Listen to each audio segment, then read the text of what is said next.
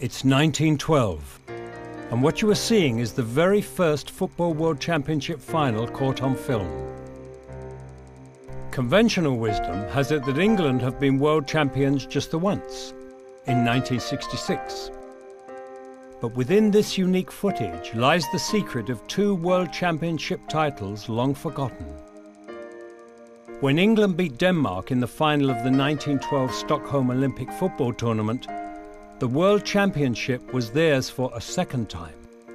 In these pre-World Cup days, when the Olympic football tournament was the world's premier competition, England were the original masters, the inventors and the most influential nation in the evolution of the game.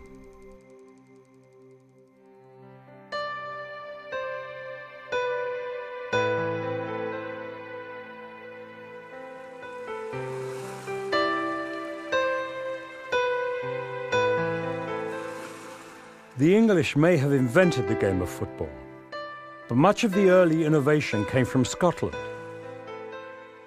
And it was against the backdrop of the docks and industry on the River Clyde in Glasgow that the first revolution in football happened.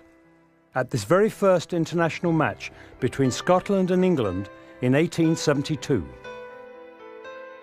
Scotland had developed a passing running game through their oldest team, Queen's Park. Whereas in England, they predominantly played a dribbling game where individual skill was the only thing that counted. So you can imagine the culture shock in the first game, where an English player would have come up to a Scot, and the Scot would have kicked the ball away. And the English players must have thought, what's he doing? So everywhere you go in the world now, you're looking at teams that pass and run. And that game came out of the West of Scotland cricket ground, St Andrew's Day 1872. The Scots invented it.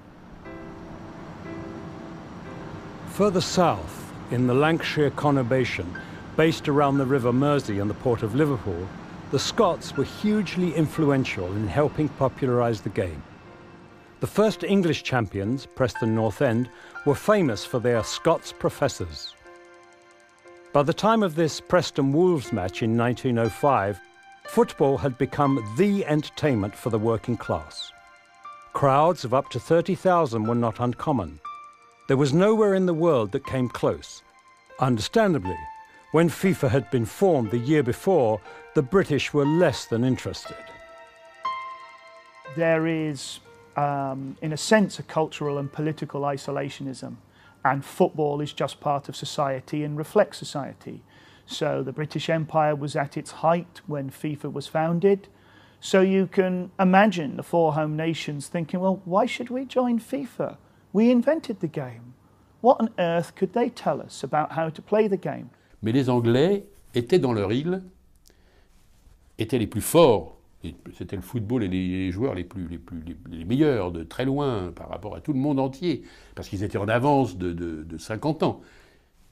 Parce que les footballs là-bas étaient déjà très populaires et que la qualité des joueurs anglais était exceptionnelle à l'époque. Donc les Anglais, dans leur île, ne voulaient pas se mêler au continent européen. League football was the staple diet for supporters, but the allure of watching or playing for your country remained strong. In 1907, with the Scots wearing the Rosebery colours of pink and primrose, the annual match was recorded on film for the first time. It was part of the Home International Championship involving Wales and Ireland, the oldest international tournament, dating back to 1884.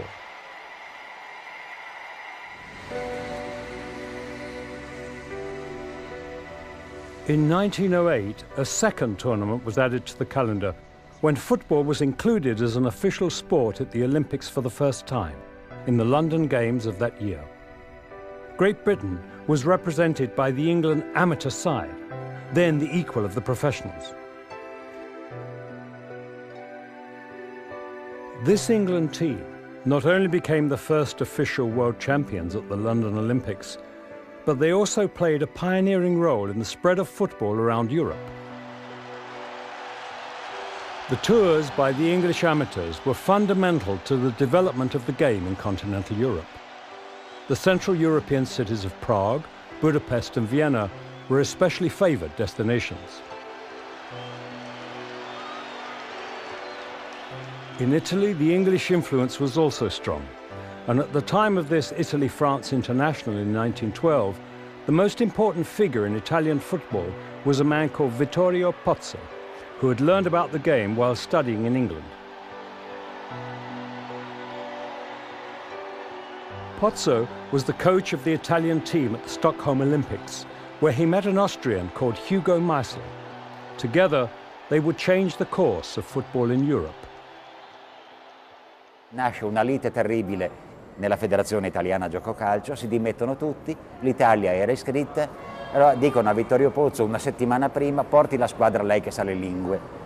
Capirai, no? Mica porti la squadra a lei perché si intende di calcio, porti la squadra a lei che sa le lingue. Erano stati scelti 22 giocatori, c'era già il canonico elenco dei 22, rispondono alla convocazione, pensate, soltanto in 15. At the Stockholm Olympics, Meisel invited an English coach called Jimmy Hogan to Vienna. Hogan was to have a profound effect on football in Central Europe, helping to develop a distinctive style that became known as the Danubian School. In this pre-war amateur era, England remained unrivaled. The Olympic final may have been the World Championship, but the FA Cup final at the old Crystal Palace was still the greatest sporting spectacle on earth. In 1913, a world record crowd of 121,000 came to see the two great club sides of the era, Aston Villa and Sunderland. During his stay in England, Pozzo had been greatly influenced by the passion and the physical nature of the game, which was in contrast to how most continentals played. Ammirava quel tipo di gioco maschio, vigoroso, però non violento. Il calcio per lui, l'aveva imparato in Inghilterra, il calcio per lui è un moralista, perché permette la forza, ma non la violenza, non l'attacco proditorio, non la frode.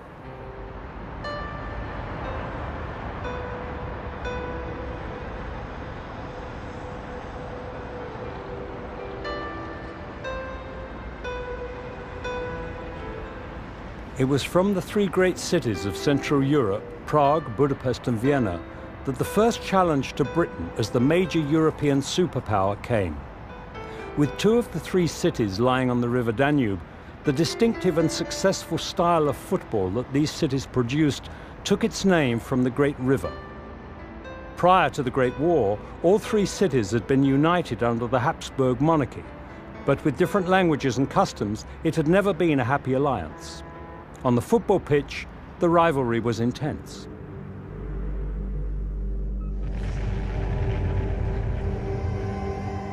Millions died in the Great War fighting over a small strip of land on the Western Front. But for the peoples of Central Europe, the end of the war saw the whole-scale redrawing of national boundaries.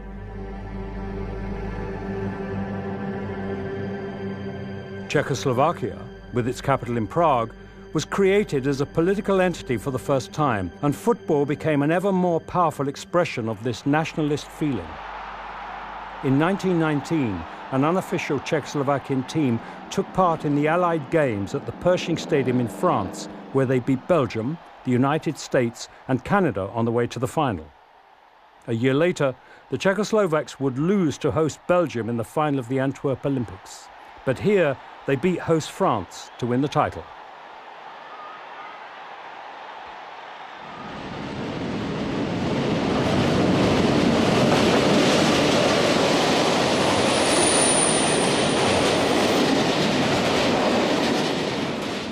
Outside of Britain, Prague had one of the most sophisticated club networks on mainland Europe. Sparta Prague had won the affections of the city's working class, while Slavia had attracted the more literary set in the capital.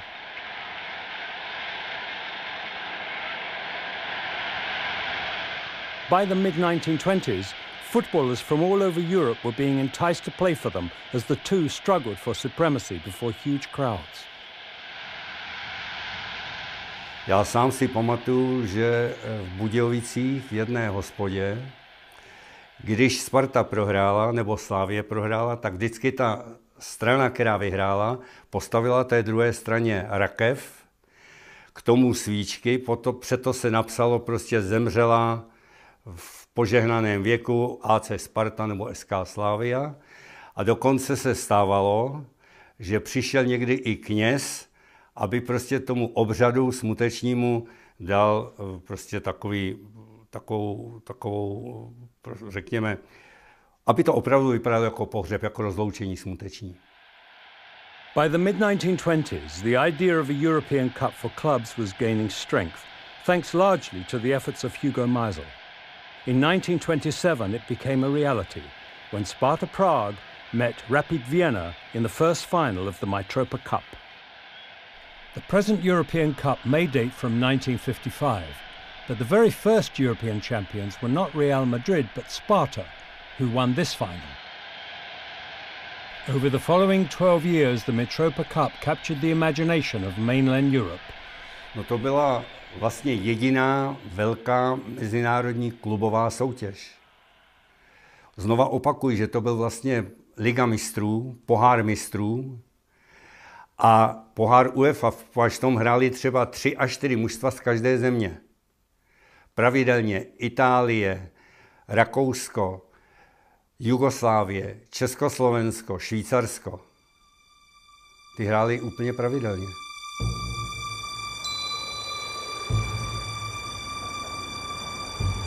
Before the river Danube winds its way into Croatia, it passes through Budapest, a city at the heart of football's Danubian legend.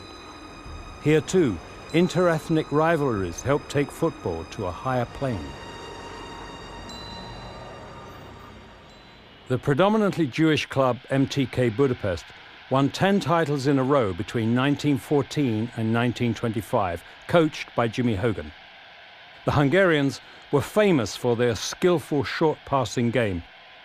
In 1928, Ferencváros, the club of the German community, won not only the Hungarian Championship and Cup, but also the Mitropa Cup, the first of only 6 clubs to do the fabled treble of League, Cup and European Cup.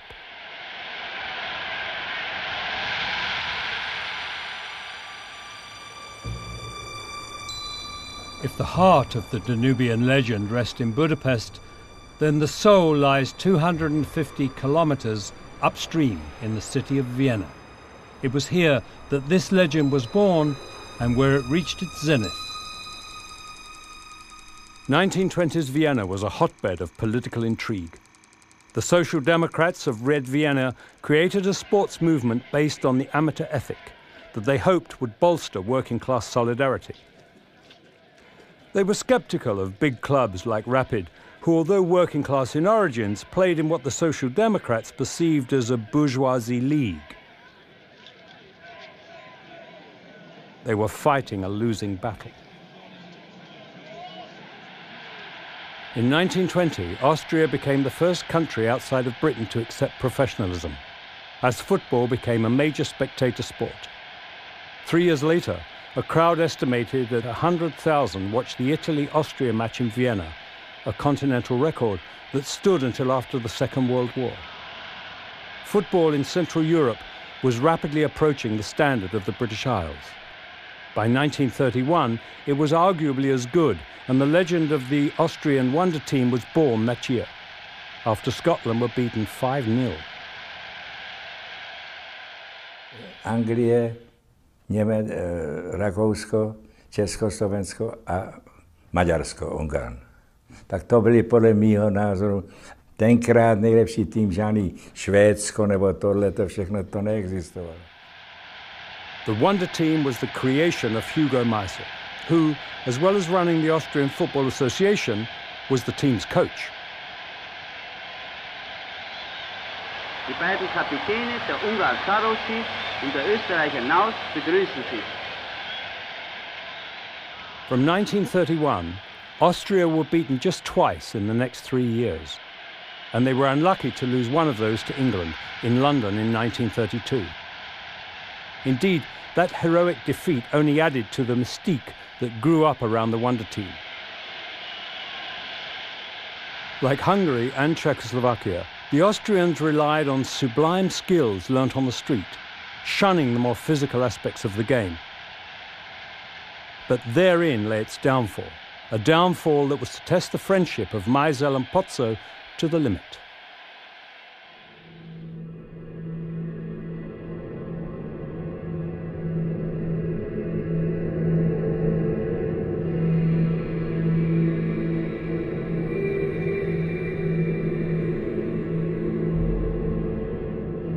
If the 1920s had belonged to the Danubian school, then the 1930s were the domain of a nation that lay to the south of the Central European powers, Italy. Noi fummo grandi quando dominammo il mare. Roma non poté arrivare all'impero prima di aver schiacciato la potenza marittima di Cartagine.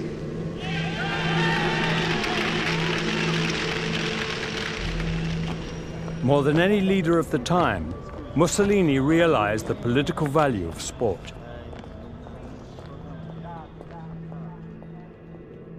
In 1929, Vittorio Pozzo became Italian coach for the third time.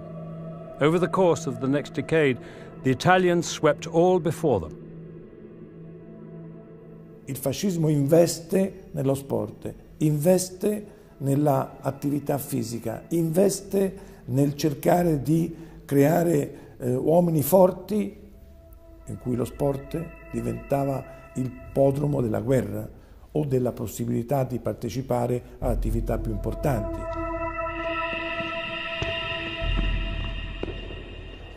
Pozzo ha usato Mussolini perché il fascismo dava anche questa carica nazionalista. Però mio padre era un patriota più che un nazionalista, c'è una differenza. Il nazionalista considera nemici gli altri, il patriota fa tutto il possibile per il proprio paese, però sa che gli altri hanno il diritto di fare quello che facciamo noi. A competition for the national teams of Europe had been introduced in 1927 at the same time as the Mitropa Cup. The new International Cup, the forerunner of the current European Championship, was also the brainchild of Hugo Meisel. In 1930, Italy became the first European champions. On the train journey back home, having won the cup in Budapest, Pozzo dropped it, chipping off a small fragment. Prende questo piccolo frammento, accuratamente lo avvolge in ovatta e se lo mette in tasca. Porta la Coppa in Italia, nessuno sa di questo scheggia che evidentemente era, quando racconta lui nel libro, dice che questa scheggia se la mise in tasca e che la teneva come amuleto e dice non per niente mi ha portato anche fortuna e in qualcosa posso credere, non per niente questa scheggia mi ha seguito nel campionato del mondo del 34, nelle Olimpiadi del 36, nel campionato del mondo del 38. Italy's first national league kicked off in 1929 and Mussolini was often seen at matches, especially those involving Lazio. As Serie A grew in wealth and importance, it became home to numerous foreign stars, like the top scorer at the first World Cup in 1930, Guillermo Stabile from Argentina. 4 months later, he made his debut in this match between Lazio and Genoa, one of just over 100 foreigners to appear in the league in the 1930s. Some Argentines, Brazilians and Uruguayans of Italian descent even played for the national team. Football gave Mussolini a profile, and he used it to good effect, though there is some debate as to how much he really liked the game. Mussolini fa sì che si possa avere l'organizzazione del campionato del mondo del 1934, non tanto per vincerlo, ma per far vedere che l'organizzazione era tale in Italia da poter organizzare un campionato del mondo. As they were not members of FIFA, England would not be there. The defeat of the English football 11, wearing white shirts, by Czechoslovakia in their first international in Prague for 35 years, has caused critics much discussion on the question whether English soccer is as preeminent as it used to be. And the home side, playing very precise football, delight their supporters by shattering the legend of English supremacy. After this defeat a month before the finals, Pozzo said the English would have progressed no further than the quarter-finals had they been in Italy. In the event, the 1934 World Cup was overshadowed by controversy, especially the alleged manipulation of referees by the hosts. Nowhere was this more evident than in the semi-final between Pozzo's Italy and Meisel's Austria.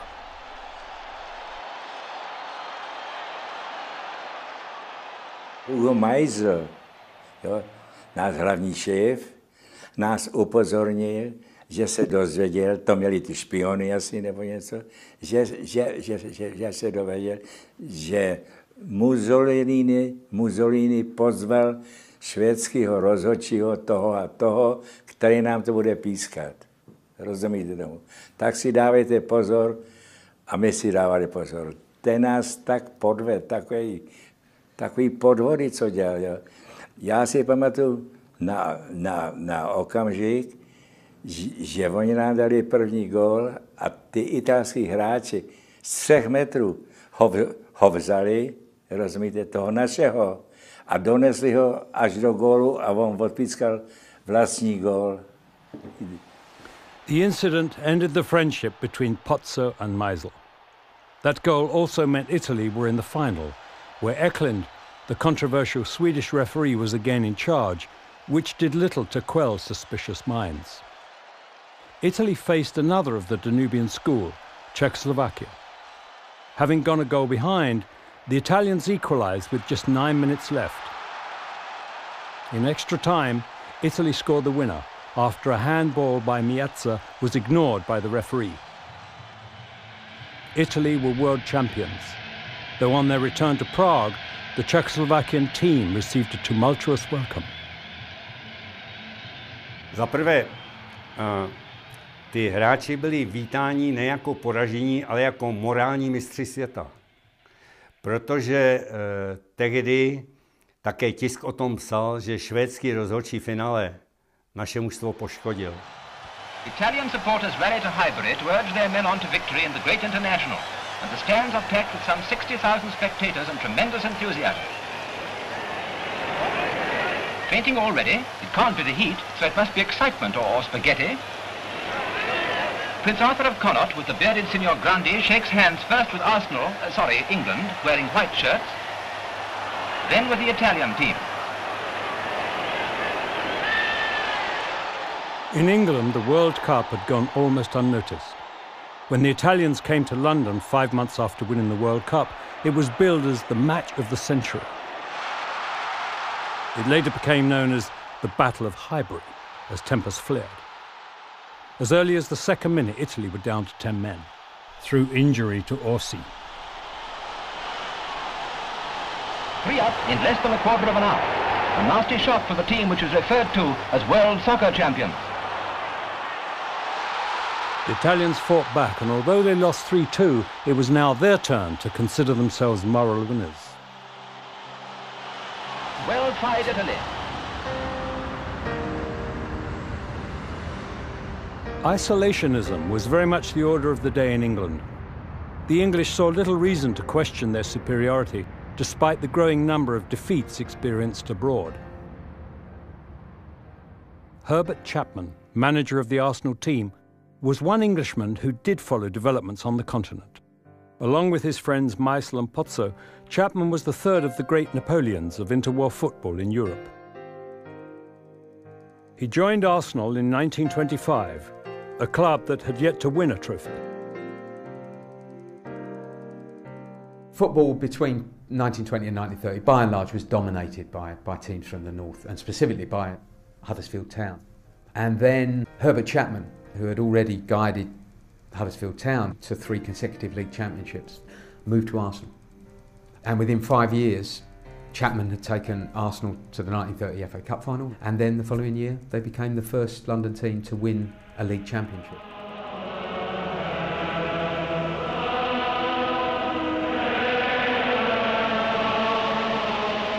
In the 1930 FA Cup final, Chapman's two clubs came head-to-head as Arsenal played Huddersfield. Like Pozzo and Meisel, Chapman was an innovator. It was he who first pulled a third man into defence, and before the 1930 final even tried to sign a foreigner. But the transfer of Rudi Hayden, the goalkeeper of the Wonder Team, was blocked by the Ministry of Labour, one of the many hurdles Chapman faced in his career.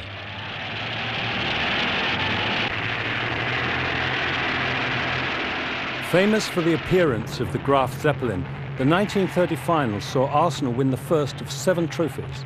In a decade, they completely dominated. Here's Mr. Herbert Chapman, the famous manager, with his lads at Highbury. And now I'm going to ask him to introduce them to you. Mr. Chapman?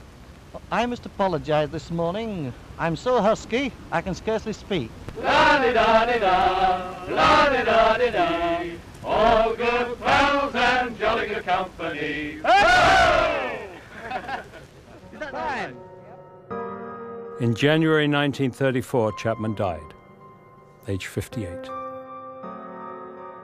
It's not inconceivable to think of Herbert Chapman as, if he'd lived even another 5 or 6 years, possibly moving on from Arsenal to becoming an England manager. Chapman would have had England in the World Cups the next night. You know, he understood football as an international game. He understood what we understand as modern football. Obviously, Arsenal lost a lot when Chapman died, but arguably English football lost a lot as well, particularly the England national team.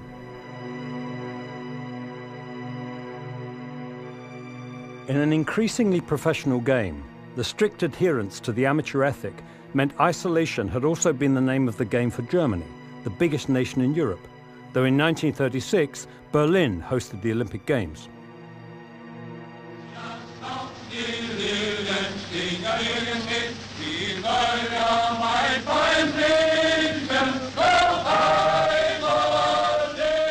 Deutschland hat 2 große Aufgaben zu erfüllen. 1936 aufzutreten als gütiger Gastgeber für alle Nationen, die zu den Olympischen Spielen kommen, und ebenso als Teilnehmer. Sie sehen also, dass sportlich, technisch, organisatorisch vor uns eine herrliche, große nationale Aufgabe ersteht. Hijacked by the Nazis for their propaganda, the 1936 Olympics are remembered as one of the most political ever. The Games left an indelible impression on those taking part. Ma atmosfera fredda, però non c'è mai stato nessuno che avesse gridato qualcosa contro o che avesse fatto piantato delle grane. No? Era un esercito, era tutto esercito. C'era Hitler, c'era sempre. Lei salutava così lui, noi salutavamo così, lui salutava così. Comunque, certo però che i tedeschi sono gente dura, no. The World Cup was now the premier football tournament, but the final between Italy and an Austrian team coached by Jimmy Hogan still attracted huge interest. Italy's win, playing a strong physical game, was celebrated as much as their World Cup triumph.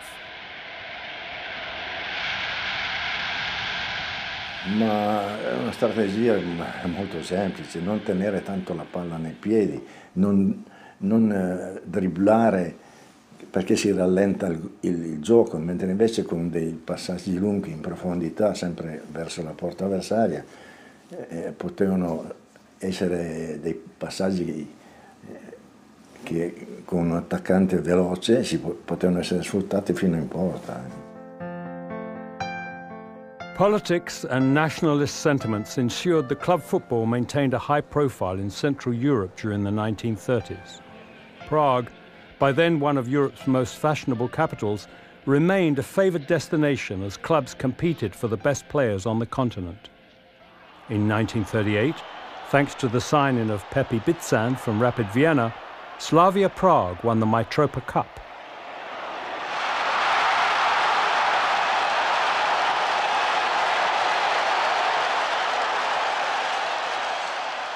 No a pak mi dali obrovský plat, dvakrát tolik nebo třikrát skoro tolik, jak ve Vídni jsem měl. I když ve Vídni jsem měl velký plat poměrně, no ale tady ta česká koruna, víte, jo, ta byla přeci hodnotná úžasně.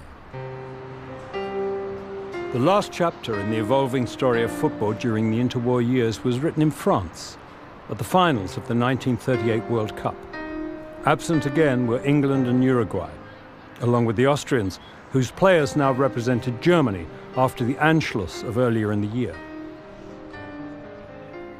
With the death of Chapman in 1934 and Meisel in 1937, Pozzo was the undisputed master of European football. He could virtually do as he pleased. In più voleva sapere i fatti loro. Dice, io mando in campo uno che sta litigando con la moglie, io lo voglio sapere, perché se quello non è a posto di testa io non lo faccio giocare. Chi ha dei problemi di famiglia me lo dica, io voglio leggere la vostra posta. Come in guerra, no? Quando c'è la censura, io voglio leggere la vostra posta. I giocatori, sì, accettavano l'idea. Con questa tecnica, curatore d'anime lo chiamavano, no? I giocatori. Con questa tecnica è arrivato ad avere una squadra assolutamente compatta, rendere tutti amici uno degli altri. Difatti c'è stato qualche giocatore che non ha giocato in nazionale perché c'era posto, perché aveva fatto qualche cosa che non andava, o era venuto a conoscenza lui di qualche cosa che non aveva, magari si era alzato di notte perché aveva adocchiato qualche signora o signorina nell'albergo. Noi eravamo come dei prigionieri. Bei tempi.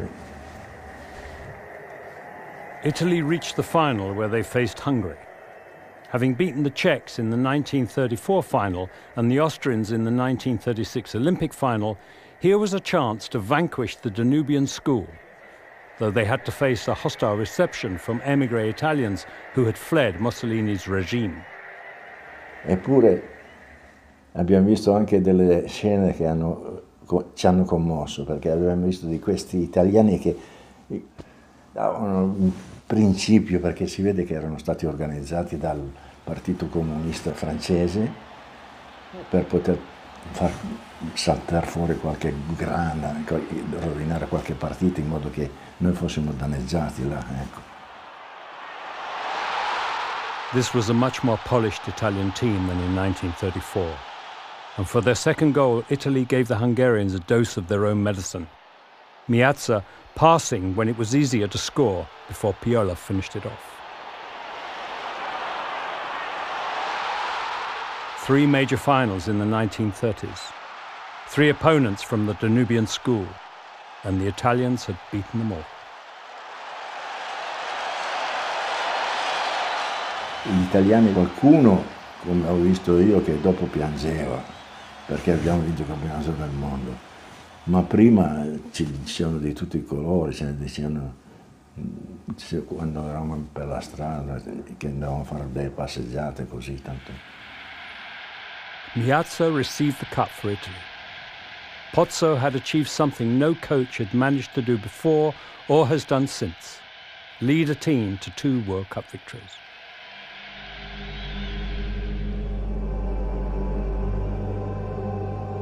In the decade of the dictators, Mussolini's Italy were the masters on the football field. War in Europe put a stop to the World Cup and Olympics, but remarkably, football carried on almost uninterrupted in most countries until the conflict reached its savage worst in 1944.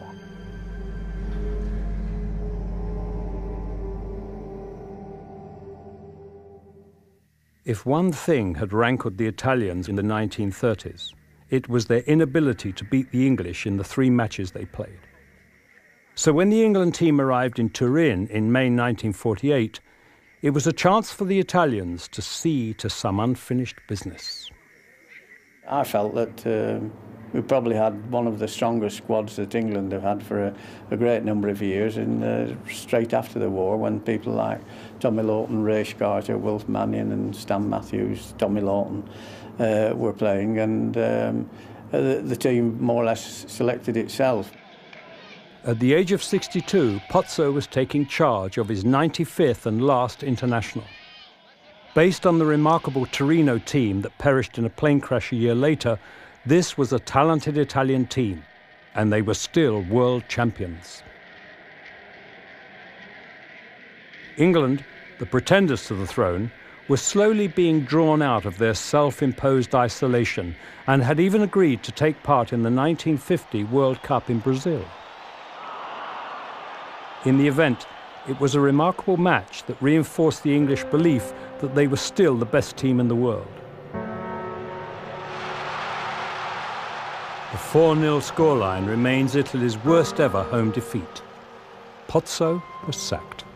He was a remarkable man in so many ways, but it was getting on to when we played them.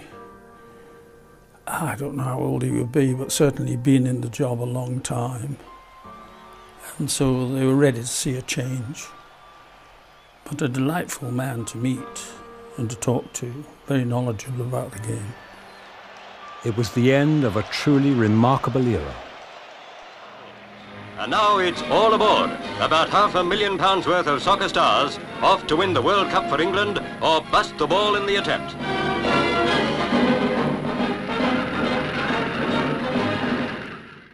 England's first World Cup adventure was an unmitigated disaster. Far from winning it, they didn't even get past the first round. Winterbottom may have been England's first coach, but his role was limited. When I looked upon those games, I thought, how stupid we are. It's typical, we're isolationists in every way. We don't see the need for preparation. Whether it was lack of preparation, bad luck, or just the skill of the Americans, the disaster of the 1-0 defeat against the United States was seen as symbolic by the rest of the world, but only as an aberration by the English. It was just one of those games that when you play, and you could play them 99 times out of 100 and you know, probably win by 4 or 5 goals. I think we hit the woodwork on 4 or 5 instances in that particular game, and it was one of those games, the longer the game went, you weren't going to win it.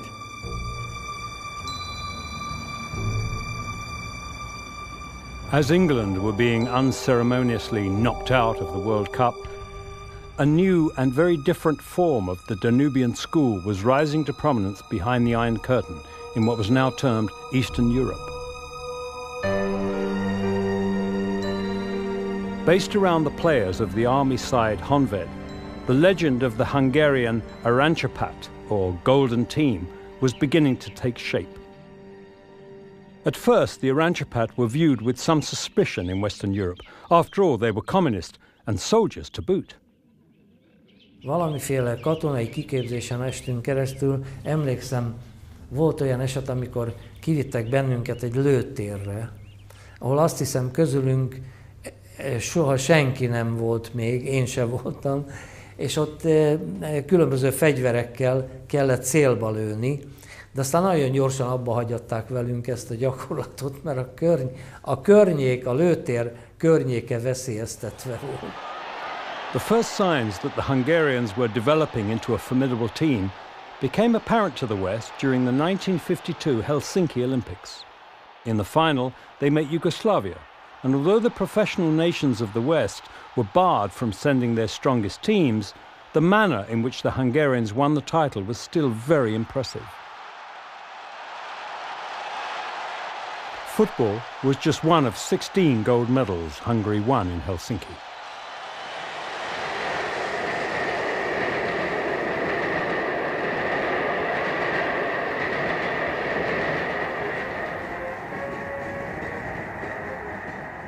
Hungary were placed third in the medals table behind the United States and the Soviet Union, a remarkable achievement for a country of just 9 million people. Naturally, they received a hero's welcome on their return. And naturally, the politicians were quick to capitalize on the success of Helsinki.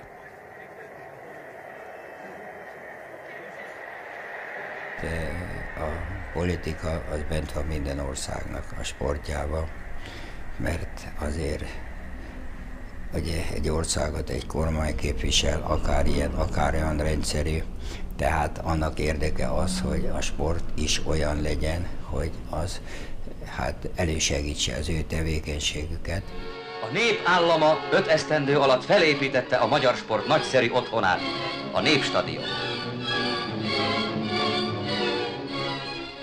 The most public manifestation of government backing for sport in Hungary came with the building of a huge new stadium in Budapest. In true communist fashion, it was called the Népstadion, the People's Stadium. The fact that many of the Helsinki athletes also helped with the building at some stage only added to the attraction when it was opened in August 1953. A Népstadion avató ünnepségének kiemelkedő eseménye a budapesti Honvéd és a moszkvai Spartak mérkőzése. A két csapatkapitány, Puskás Ferenc és Szimonyan, valamint a két edző, Szokolov és Kalmár Jenő zászlót és virágcsokrot cserél. The Arancsipat may have been building a reputation as the best national team in the world, but the Honvéd of Puskás & Co. were doing the same at club level. Hungarian football looked set to conquer the world. A viszony az egy kicsit egyoldalú volt. Mi kevésbé lelkesedtünk az akkori politikai helyzetért, mint ahogy a politika akkor lelkesedett a sport eredményekért. Gustav Sebes was the coaching inspiration behind the Arancsipat. It helped that he had so many world-class players in his team, but above all they were innovators. Players were given freedom to experiment, and within this group lay the genesis of the total football of the modern game. In November 1953, the Hungarians came to London to play England. There was huge interest in the match, not just in Hungary, but across the whole of Europe. England's 81 years of invincibility at home to foreign teams looked decidedly under threat. The great Wembley match began with Wright winning the toss from Puskás and an exchange of courtesies of a very friendly character, which is how it should be, of course.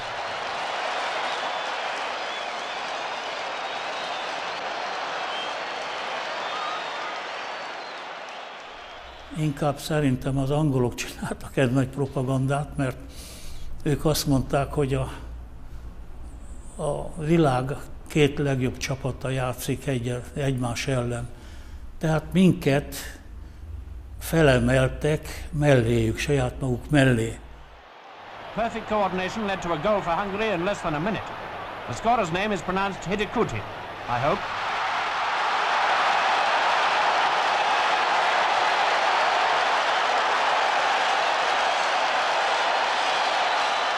The Olympic champions now started an absolute orgy of scoring. Their second came through Hidikuti.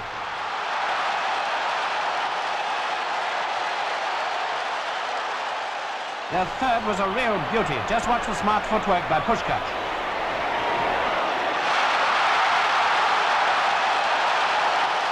So the match ended with England's first defeat at home by a foreign side, their heaviest defeat for 72 years. 6 months later, the Hungarians made the most important train journey of their lives. After 16 years, the World Cup was returning to Europe. Hungary had reached the final the last time it had been held in Europe. This time they were favourites to go one better. In their way stood a nation still reeling from the effects of war. It was ironic that when peace came to Germany, football stopped. During the war, it had continued almost uninterrupted. Amid the chaos and hardship, the championship did start again in 1948. With little other entertainment, football became hugely popular to a level not witnessed before in the country. Wie hier der frisch gebackene deutsche Fußballmeister VfB Stuttgart. Über 200.000 Begeisterte waren auf den Beinen, um ihre Meisterelf zu begrüßen und zu feiern. In 1950, Stuttgart was also the scene for West Germany's first ever international. Das Länderspiel habe ich mitgemacht gegen die Schweiz. Die Schweiz hat uns persönlich die Chance geboten. Wir haben in Stuttgart gespielt vor 103.000 Zuschauern. Wir waren stolz und glücklich, dass sie uns eingeladen haben, dass die Schweiz uns die Chance geboten haben. Beim Anpfiff durch den englischen Schiedsrichter Ellis herrscht noch leichtes Lampenfieber. Aber schon kurz danach geht die deutsche Mannschaft mit Volldampf zum Angriff über. And within the first 10 seconds of their first game, West Germany almost scored. Und jetzt kommt der entscheidende Moment des Spiels. In höchster Gefahr macht ein Schweizer Verteidiger Hand. 11 Meter. Ein Bombenschuss und Tor. Badensky had got West Germany off to a winning start. Sepp Herberger had been appointed national team coach in 1936, a post he held for 28 years. No individual contributed more to the evolution of the game in Germany than Herberger. Ja, Herberger war ein alter Fuchs. Er hat immer gewusst, wo er den Hebel ansetzen musste und hat auch die Mannschaft aufeinander mit ein paar Worten hat er uns zusammengeschweißt, dass es gar keinen Zweifel gab, dass jeder für jeden da ist und jeder das Letzte gibt. It was against this background that Herberger took his team to Switzerland for the 1954 World Cup. At the start, no one gave them a chance. But by hook and by crook, they reached the final where they faced the Hungarians, unbeaten in 31 games stretching back 4 years.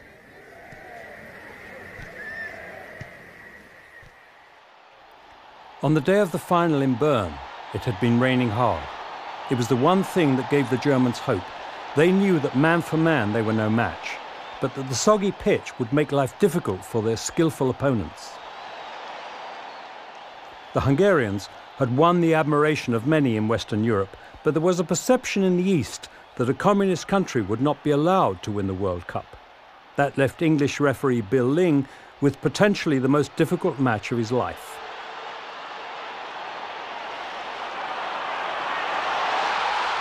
Hungary raced into an early 2-goal lead. But within 10 minutes, the Germans were back on level terms, though Grosic, the Hungarian goalkeeper, was clearly impeded as Germany equalised. There were no more goals until just before the end of a match the Hungarians dominated. It was the Germans, though, who made the breakthrough to lead 3-2.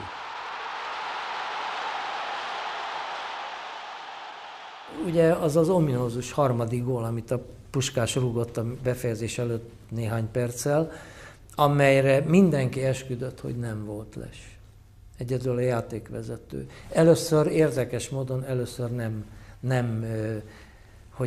először gólt ítélt. Aztán valamilyen oknál fogva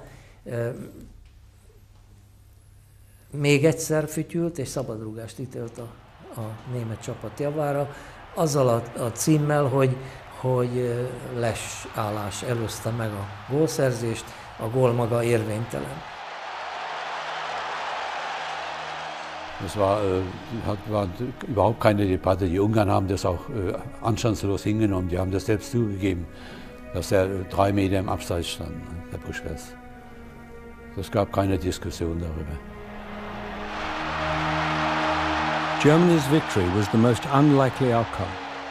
But then the World Cup final was becoming noted for producing unlikely results and controversy. The Hungarians to this day believe they were not allowed to win that final. But it was a defeat taken with customary good grace. In Germany itself, disbelief combined with a national euphoria unknown since the war. It marked Germany's re-entry into the cultural mainstream of Europe and laid the foundations of footballing success that made the nation one of the major European superpowers of the second half of the 20th century. Für uns, also für die ganze Welt, die wussten dann plötzlich wieder über Nacht, wo Deutschland liegt. Ne? Vorher war das ja alles so am Rande. Und dann durch den Erfolg, dass wir Weltmeister wurden 1954, war das in der ganzen Welt wieder bekannt, wo Deutschland liegt.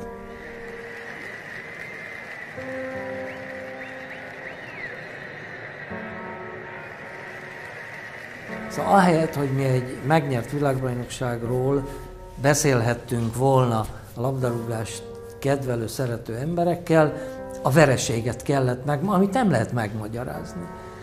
A győzelmet nem kell megmagyarázni, a vereséget nem lehet megmagyarázni. In the wake of the Hungarian uprising in 1956 and the crushing of it by the Soviets, most of Hungary's great players and coaches left for the West, where they continued to influence the development of modern football on every continent. That is the legacy of the Arancsapat. By the end of the 1950s, the European Champions Cup was being given a glorious baptism by Real Madrid, and the European Championship was beginning to shape the fixture lists of national teams. The landscape of European football was to change for good.